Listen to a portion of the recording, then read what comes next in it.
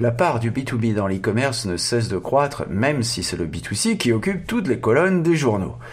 Voici donc un zoom sur ce géant inconnu au travers de ce témoignage d'un leader du commerce en ligne B2B en Europe.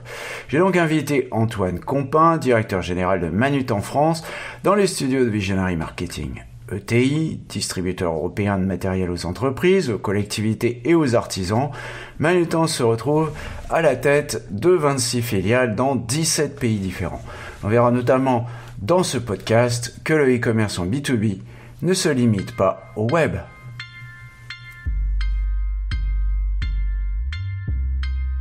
Des interviews, des chiffres, des faits, des études.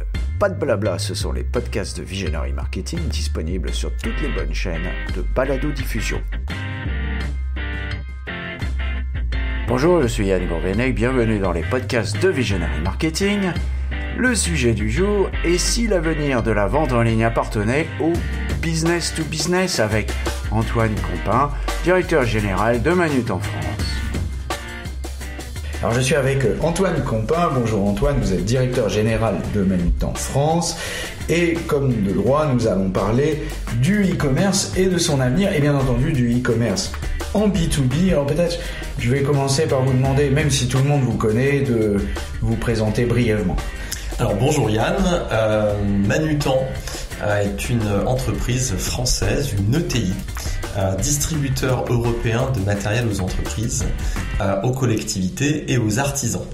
Voilà, et vous êtes un des leaders du e-commerce en B2B, et c'est pour ça d'ailleurs que je vous ai demandé de venir chez Visionary Marketing pour nous parler de ce sujet qui nous intéresse beaucoup. J'ai remarqué aussi que vous aviez, je ne le savais pas, que vous aviez 26 filiales dans 17 pays différents. On va voir, on aura quelques questions tout à l'heure sur ce sujet, parce que vous avez non seulement une vue sur la France, mais une vue sur l'Europe.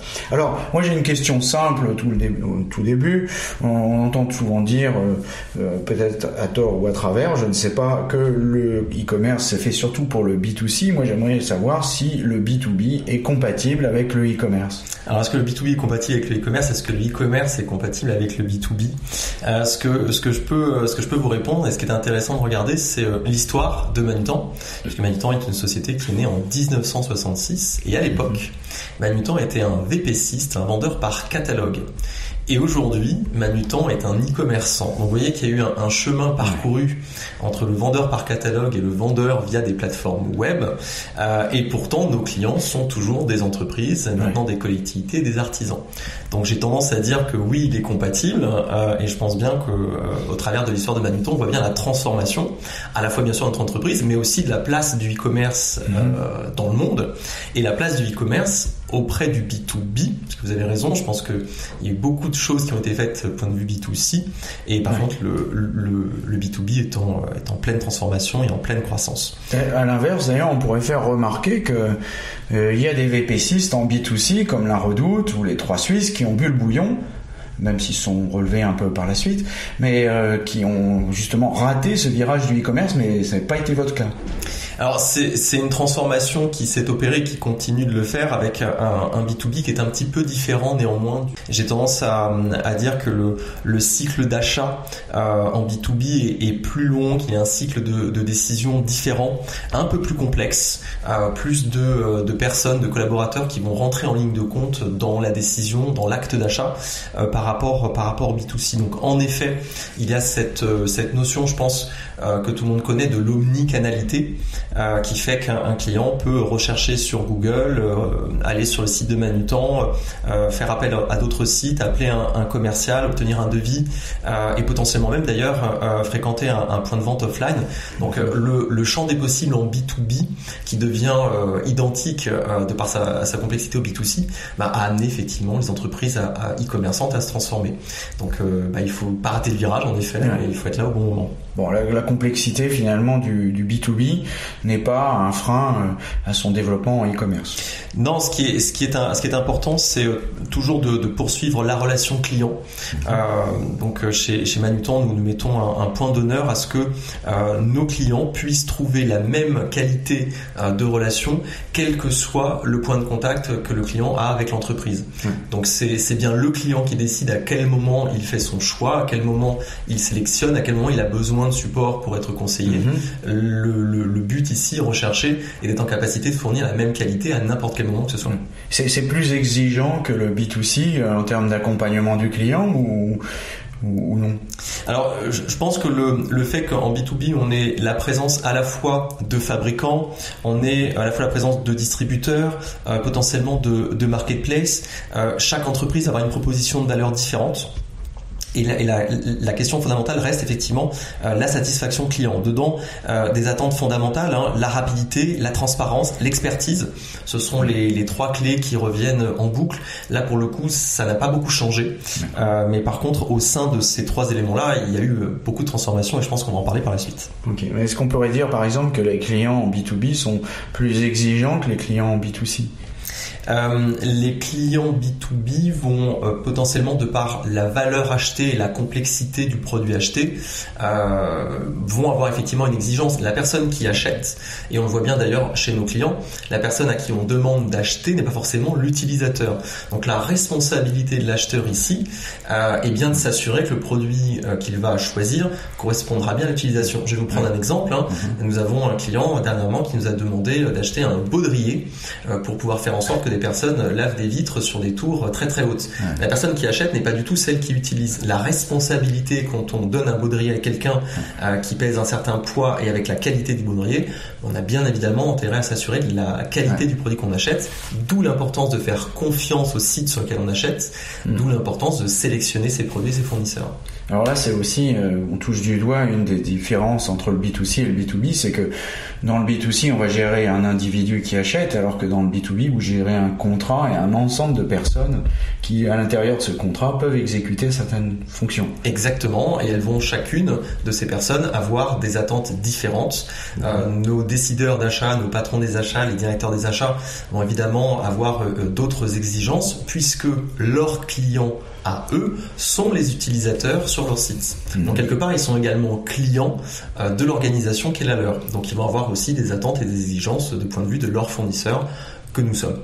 Ok, donc on commence à mieux comprendre comment se situe le e-commerce en B2B. Une autre question qu'on pourrait se poser, c'est est-ce que c'est valable pour tous les secteurs d'activité? Est-ce que je peux aussi bien vendre des bidons de pétrole sur Internet que, je ne sais pas, des bâches en plastique, par exemple? Alors, comme ça, de manière intuitive, il y a certains produits ou certaines solutions qui semblent tellement complexes qu'elles ne peuvent pas juste être choisies et cliquées pour décider d'un acte d'achat. Donc, il y a jamais vendre un EPR en ligne, quoi, par exemple. Ça semble, alors jamais, mais en tout cas, ça semble aujourd'hui complexe de par la multiplicité de contacts qu'il faut avoir avec ces fournisseurs qui généralement ne sont pas uniques. En revanche, ce que l'on constate, c'est que la digitalisation des entreprises qui en B2C était déjà affirmée depuis de longues dates, on va dire que, à mon sens, suite au Covid, on constate, nous, une accélération. Je pense que la crise Covid était un véritable catalyseur dans la digitalisation des entreprises et on le constate sur l'ensemble des secteurs d'activité avec lesquels on travaille. Ce qu'on peut, en revanche, constater, c'est que certains secteurs d'activité, comme des secteurs d'activité plus tertiaires, avaient déjà entamé des premières phases de transformation et de digitalisation et d'utilisation du e-commerce. Elles sont aujourd'hui complètement rattrapées par l'ensemble des secteurs d'activité. On prend souvent l'exemple d'un secteur sur lequel il y avait plus de complexité de gestion, la construction. Parce que la construction, ce sont des entreprises qui vont rayonner sur beaucoup de sites partout en France et en Europe avec une multiplicité d'interlocuteurs qui n'ont pas forcément accès facilement à un point de connexion web fixe. Aujourd'hui, ce secteur rattrape complètement les autres en termes de digitalisation. Donc, c'est valable pour l'ensemble des secteurs d'activité. Et nous accompagnons tous ces secteurs, notamment au travers d'une méthode pour nos clients grands comptes qu'on appelle Sell Inside, qui propose d'optimiser les achats des entreprises. Et dans cette méthode d'optimisation, il y a un levier qui concerne la digitalisation, où on propose de mettre en place les solutions digitales pour les entreprises, mais surtout d'accompagner nos clients sur le déploiement de ces solutions digitales. Et quand on dit d'accompagner, c'est humainement. Donc là, vous voyez bien qu'il y a la relation entre l'outil digital et le fait qu'on a besoin d'humains pour aller aider au déploiement, pour que nos entreprises et nos clients utilisent les solutions implantées. Donc là, en fait, vous vous transformez un peu en ESN, quoi. Vous allez faire du service chez vos clients. En fait. Alors, de toute façon, on constate bien que de par nos Key Account Managers, nos Customer Success Managers, nos conseillers commerciaux, nos clients sont en attente d'accompagnement humain et vont d'ailleurs attendre à ce qu'on soit en capacité de répondre à un contact humain, quel que soit le moment de leur parcours client. Ça peut être au début sur un conseil, ça peut être pendant sur la sélection de produits, au moment de la décision, au moment du déploiement et de l'accompagnement. On voit l'immense complexité et richesse aussi du B2B comme toujours, à la différence du B2C qui est beaucoup plus simple, beaucoup plus direct. Et donc du coup, une forte richesse aussi et de complexité qui est propice à l'innovation dans le marketing. Alors, on a vu donc avec des nuances, les différents secteurs peuvent être touchés par le e-commerce B2B, mais dans le B2B, il y a aussi une autre particularité, c'est qu'il y a certains métiers sur lesquels les cycles d'achat sont très longs et très complexes, avec beaucoup de décideurs. Alors, est-ce que c'est compatible, ce genre de choses, pour le e-commerce ? C'est compatible et c'est un enjeu. On voit bien qu'il y a besoin de répondre à, chez nous, ce qu'on appelle chez Maillitan, différents personas. C'est-à-dire que quand on est une entreprise, une PME, une ETI, une très grande entreprise, la personne qui va décider, la personne qui va acheter, la personne qui va sélectionner, la personne qui va valider, la personne qui va utiliser peut être différente. Donc il est important, et c'est ce que l'on a mené depuis quelques années déjà, d'identifier le parcours pour chacun et chacune de ces interlocuteurs et interlocutrices. Donc on a identifié, on a interrogé nos clients, puisqu'on se rend bien compte qu'un décideur va appréhender le site internet d'une certaine manière, l'utilisateur va l'interpréter d'une autre manière, et le décideur encore d'une autre manière.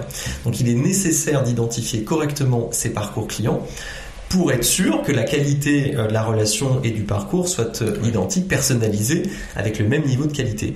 Le besoin de facilité à la fois à trouver et à utiliser le site, l'expérience du search qui reste fondamentale pour l'ensemble des personas que j'ai cités, trouver le bon produit, comprendre la manière dont le site est organisé, comprendre que le produit que je recherche et que j'ai sélectionné comprend parfaitement, corresponde à l'utilisation qui est attendue, c'est fondamental. Raison pour laquelle nous nous attachons une grande importance à améliorer régulièrement notre outil de recherche, puisque c'est la clé d'entrée numéro 1 de nos clients sur le site. Quand on dit parcours client, alors c'est intéressant ça, parce que en B2B, notamment sur des cycles d'achat complexes avec beaucoup de décideurs, c'est peut-être un parcours client avec un S qu'on devrait mettre. C'est quelque chose d'assez différent d'un parcours client au singulier en B2C. Oui, je peux prendre un exemple. Nos clients aujourd'hui sont en recherche d'une proposition, par exemple, pour équiper un bureau, une salle de réunion. Donc dans une salle de réunion, il n'y a pas que un bureau et des chaises, il y a plein d'autres équipements et bien souvent le projet est complexe de par le nombre de personnes qui vont décider des produits qui vont être à l'intérieur de cette salle de réunion. Donc nous allons réaliser un devis et nous allons avoir plusieurs points de contact au sein de l'organisation cliente pour nous assurer que les propositions de produits que nous allons faire correspondent bien au choix des différentes personnes qui décident. Un bureau, lorsqu'il est livré, il peut potentiellement on peut récupérer les anciens produits et il peut surtout faire l'objet d'un montage, qui signifie un service associé. Donc là encore, il y a nécessité, dans la complexité de la gestion, de ne pas proposer que le produit, mais le service qui est associé. Ici, le bureau et la possibilité de le faire monter par des personnes qui vont se déplacer dans l'entreprise. Donc vous voyez que par le maillage d'intervenants autour d'une décision, ça rend complexe et il faut effectivement être en capacité de répondre à tout le monde. Bon, c'est un bon exemple. Alors on commence maintenant à bien circonscrire le sujet, mais il y a encore une chose dont on ne tient pas vraiment compte, c'est l'EDI, Electronic Data Interchange en anglais, c'est-à-dire les échanges de données informatisées qui sont particulièrement importants. Pour donner un chiffre, au Royaume-Uni, ça représente à peu près la moitié du e-commerce. Sur les 700 milliards de dollars ou de livres sterling plus exactement qui sont réalisés au Royaume-Uni chaque année, et la moitié qui sont réalisés en EDI. Alors, est-ce que vous pouvez nous dire ce que vous faites chez Manutan en termes d'échange de données informatisées? Alors, il y a effectivement plusieurs choses, Yann, vous l'avez dit. Il y a les commandes qui arrivent chez nous de manière digitalisée, donc toutes les commandes qui vont passer par une solution digitale, et puis les commandes qui vont passer par EDI, ce format standard d'échange d'informations. Ces commandes-là, elles peuvent être 100% intégrées, sans avoir d'action à mener sur ces commandes. Et puis, il va y avoir ensuite la facturation qui, elle aussi, hier, je disais, faisait l'objet d'un envoi papier, puisque la valeur fiscale du document papier est encore retenue. Et aujourd'hui, on peut également transmettre les informations de facturation à nos clients de façon totalement automatisée via de l'EDI. Ce qu'on cherche à faire, et de toute façon, nos clients nous le demandent, c'est d'automatiser tout ce qui peut l'être, aussi bien au niveau de l'intégration de la commande que de l'envoi de la facture, dans le but de quoi ? Dans le but de passer du temps auprès de nos clients pour apporter pour eux quelque chose qu'ils estiment être à plus forte valeur ajoutée. Et c'est là qu'on va pouvoir avoir des équipes qui vont être formées sur les produits, sur les services et en capacité d'accompagner des clients sur les projets un petit peu complexes qu'on vient d'évoquer là à l'instant, parce que c'est à ce moment-là que nos clients nous attendent. Donc on voit bien que l'intérêt aussi de la relation client, elle a changé pour nos clients et on doit s'adapter et se transformer. Il y a des outils aujourd'hui qui permettent de rendre beaucoup plus automatisé l'échange d'informations et c'est tant mieux. Ça nous permet en plus de ça de passer plus de temps avec nos clients pour les accompagner sur les sujets qui sont vraiment les leurs. Mais si j'en reviens à l'EDI, c'est quelque chose finalement dont on parle pas beaucoup parce que quand on pense e-commerce, on pense à site web, mais on peut imaginer que la facilité de commander en réassort ou à partir d'un ordre limite, il me manque des stylos, il faut que je commande des stylos et la machine la commande tout seul, on peut imaginer que ça va vite représenter un volume énorme de votre vente e-commerce, tout ça. Et on le voit déjà, cette accélération sur l'EDI pour nos clients grands comptes qui ont structuré leur ERP permettant effectivement de travailler sous format d'EDI, et puis la législation qui aide aussi, qui favorise l'envoi des factures dématérialisées, et bien là c'est pour éviter l'utilisation du papier qui, comme chacun sait, consomme. Donc là on parle de factures standardisées, pas seulement de factures PDF. C'est la deuxième étape qui est donc la certification des factures envoyées par EDI et qui sera rendue obligatoire, donc encore une fois pour le bien de la planète. Donc de facto on va se retrouver avec une explosion du e-commerce B2B au travers de ces factures et d'utilisation de l'EDI. Bien, c'est intéressant, une double évolution à la fois de l'automatisation de la commande et donc du e-commerce B2B et de l'autre côté une réhumanisation au travers du conseil et d'offres plus complexes autour du service. Alors tout ça, on comprend bien que ça évolue beaucoup et qu'en France, eh bien, on suit le mouvement, on est toujours un petit peu au milieu du paquet dans l'Europe. Donc qu'est-ce qu'il en est pour le e-commerce B2B ? Est-ce qu'on est les champions ou est-ce qu'on est les suiveurs ? On est les lanternes rouges ? Où est-ce qu'on est ? Alors chez Manutan, nous travaillons avec sur l'ensemble des pays européens. Ce qu'on constate surtout, c'est que tous les pays accélèrent l'utilisation du commerce en ligne. Ça c'est déjà un bon point. Les croissances des commandes sur le web sont le double des commandes qui ne sont pas émises sur le web. Ça c'est un phénomène intéressant et on l'a encore plus constaté effectivement depuis cette période Covid. On a un transfert des canaux de commandes que je nommerais plus classiques, comme par exemple des commandes envoyées par le web, vers les canaux e-commerce en passant par le site web. Vous voulez dire par le mail. Mail, pour ensuite aller sur le site web. La raison pour laquelle du coup on a une croissance qui double. Ensuite on constate que nos clients, alors plutôt les grandes entreprises qui mettent en place des solutions digitales pour commander leurs produits en ligne, souhaitent la mise en place d'une solution qui soit harmonisée pour l'ensemble des pays sur lesquels ils se trouvent. Donc nos clients ne nous demandent plus d'installer une solution digitale ou un lien via un punch-out uniquement pour un pays, mais ils souhaitent répondre à quelque chose de très homogène sur l'ensemble des pays européens. Pour l'instant d'ailleurs, ça s'arrête aux frontières de l'Europe, mais en tout cas c'est quelque chose que l'on voit bien, c'est pas juste une initiative locale.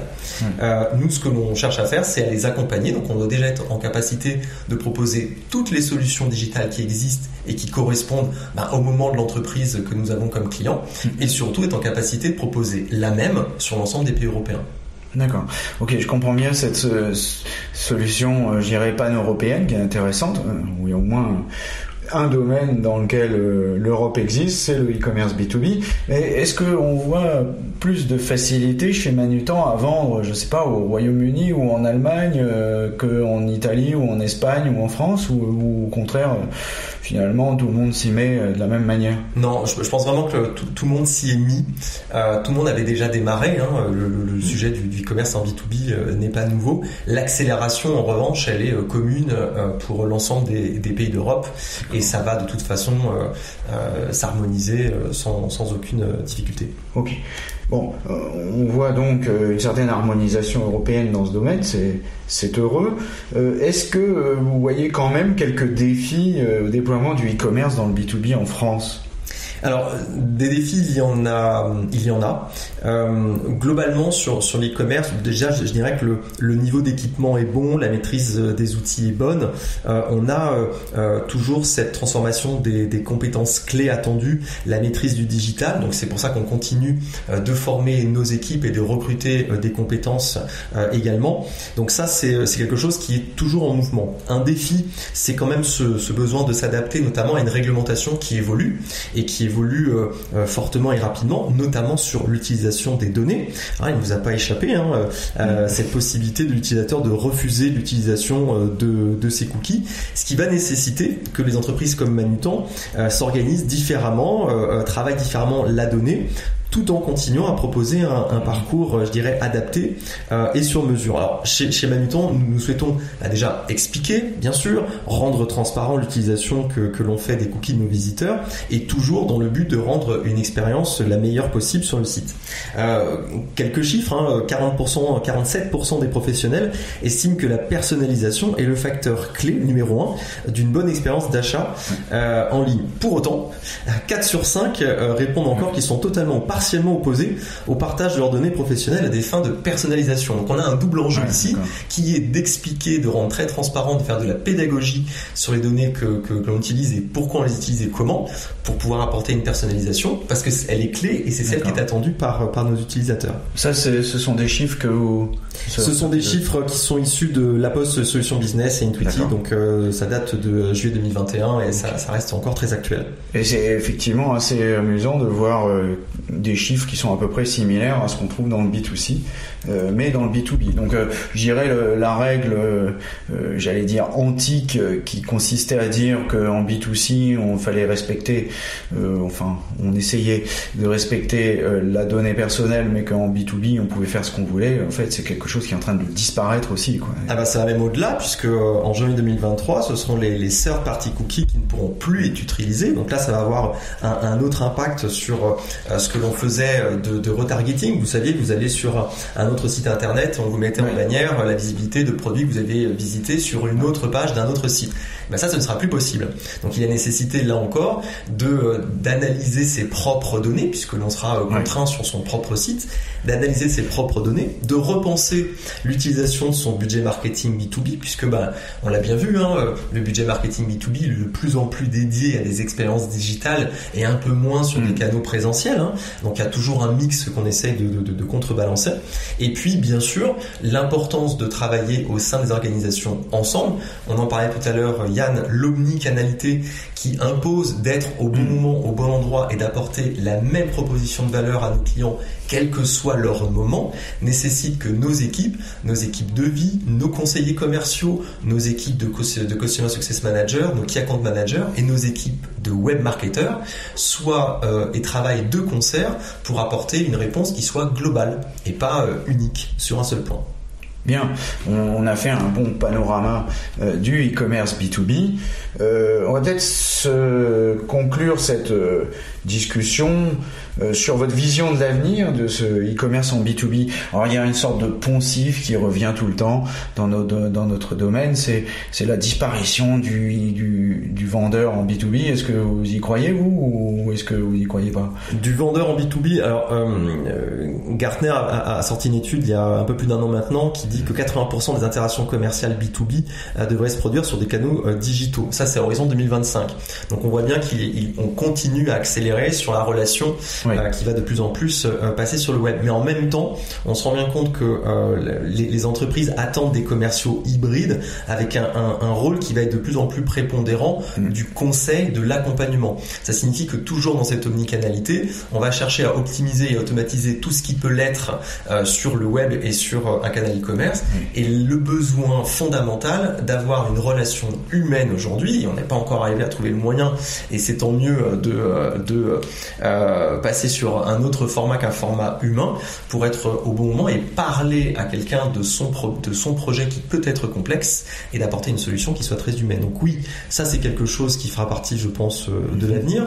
Autre chose qui est également en lien, c'est l'utilisation des technologies, puisqu'on voit bien qu'il y a beaucoup de technologies qui évoluent et on parle beaucoup d'intelligence artificielle. Alors pour donner un exemple de comment chez Manutan nous utilisons l'intelligence artificielle, on passe par on travaille avec une société qui s'appelle Golem et qui va permettre de proposer des alternatives à nos clients et des recommandations. Et là on voit bien, d'ailleurs un chiffre encore, 59% des acheteurs B2B affirment que des recommandations personnalisées ont influencé déjà leur décision d'achat.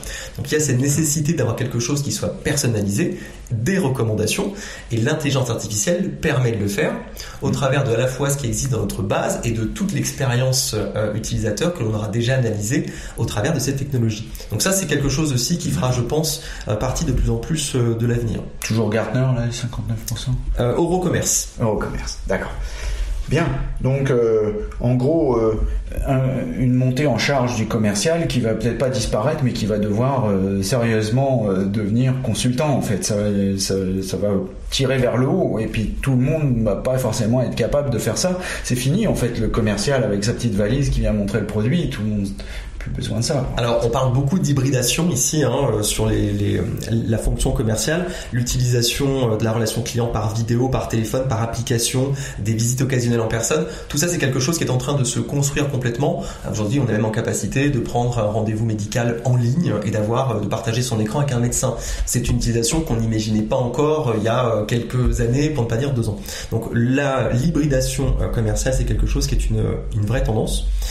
Autre chose je pense qui est intéressant de noter, vous me posez la question de quelle est ma vision de l'avenir.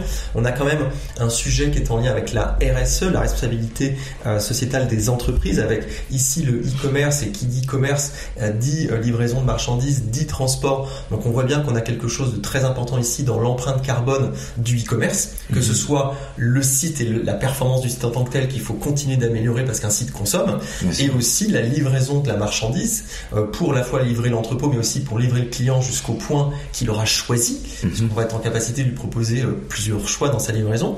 Et là, Manutan s'engage avec la signature de Fred 21, l'engagement volontaire de cette démarche de réduction des gaz à effet de serre, parce que le transport de marchandises, c'est important. 10 actions qu'on a définies, et en plus de ça, on a la volonté d'accompagner nos clients dans ces démarches-là, clients qui au passage sont extrêmement demandeurs, parce que la réduction de l'empreinte carbone, c'est aussi un de leurs objectifs. Ils sont demandeurs aussi d'économie circulaire, si j'ai bien compris, et pas seulement acheter des produits neufs qui polluent beaucoup. Alors l'économie circulaire est clé dans la RSE, puisqu'elle va permettre de réutiliser des produits et pas de repartir sur l'extraction de matières premières, l'industrialisation d'un produit neuf. Donc l'économie circulaire, nous y croyons beaucoup. On y croit tellement chez Manutan que nous avons acheté une société qui œuvre et qui collecte des produits matériels informatiques usagés qui traînent dans les tiroirs et les placards des entreprises. Nous collectons ce matériel informatique, nous le trions, nous le réparons, nous le recyclons, et nous avons l'ambition d'étendre ces produits-là à bien d'autres choses que le matériel informatique pour pouvoir bâtir et proposer une offre de seconde main à nos clients. Là encore, c'est une tendance que l'on constate un peu plus en B2C, un peu plus naissante en B2B, et pourtant elle est clé, elle est fondamentale et nous y croyons. Donc on peut imaginer Manutan comme le futur back market du B2B. Merci Antoine pour ce panorama très complet du e-commerce B2B et bonne chance pour la suite. Merci beaucoup Yann. Surtout n'oubliez pas de mettre une bonne note à ce podcast si vous l'avez apprécié.